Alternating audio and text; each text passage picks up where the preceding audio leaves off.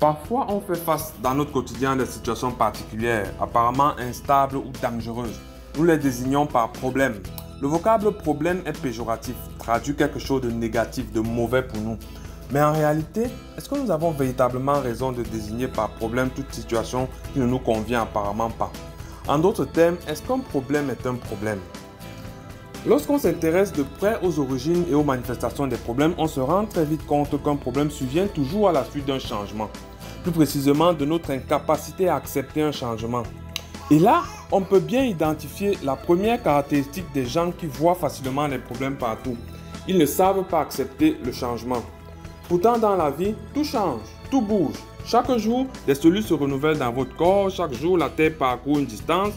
Rien n'est statique en fait. Principalement, le problème survient lorsqu'on fait d'une situation, lorsque on avait une situation qu'on croyait éternelle, mais qui a finalement changé. Par exemple, un employé qui travaille dans une ville donnée dans laquelle il vit depuis plusieurs années et qui vient d'être affecté dans une nouvelle ville perçoit cela comme un gros problème. En effet, il n'est pas capable de se voir ailleurs. Il était habitué à vivre ici. Il a peur de perdre tous les avantages qu'il possédait ici et perçoit donc ce changement comme un gros problème. Et c'est à ce niveau qu'il faut comprendre donc l'illusion du problème. En fait, être affecté dans une ville différente de son lieu de service actuel n'est pas un problème, mais plutôt un fait. Le problème, c'est l'illusion créée par notre perception du fait. Il est en effet important de comprendre la nuance subtile qu'il existe entre ce qui arrive et ce qui représente un problème. Le fait de changer de lieu de service ne représente en rien un problème.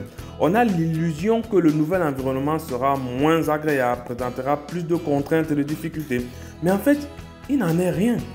L'inconnu n'est pas toujours un danger. Malheureusement, dans notre vie du quotidien, on a personnalisé le bonheur. On croit savoir exactement ce qu'on veut, ce dont on a besoin pour être heureux. De la même manière, on croit savoir ce qui nous ferait du mal. Mais il faut que nous comprenions que tout cela n'est qu'illusion. Ce que tu crois que c'est ce dont tu as besoin pour être heureux là, peut-être tu te trompes. De la même manière, ce que tu crois que ça peut te faire du mal là, peut-être c'est même plutôt ça qui va te faire plaisir. Normalement, tu dois déjà avoir expérimenté ça au moins une fois dans ta vie. Si tu cherches bien, tu vas voir des situations dans lesquelles tu croyais que les choses allaient devenir bien pour toi lorsque tu allais posséder telle ou telle chose. Mais après, tu as été déçu de voir que tu n'étais pas plus heureux lorsque tu les as finalement possédées. De la même manière, tu as certainement déjà craint que certaines choses t'arrivent. Pourtant, lorsque ça t'est arrivé, tu n'as ressenti aucun mal. Parfois, tu as même pris plaisir. Tu comprends donc pourquoi je dis qu'on a malheureusement personnalisé le bonheur? On croit connaître ce qui est bien ou mal pour nous. Pourtant, en général, ce n'est qu'une illusion. C'est de là que viennent en fait les problèmes. Je t'invite donc dans ta vie de tous les jours à accepter les changements, à les accueillir comme ils viennent, à trouver du plaisir dans tout ce qui t'arrive. Je dis bien tout. N'oublie jamais que le problème n'est jamais le problème. Le problème, c'est toujours toi, à travers ta perception.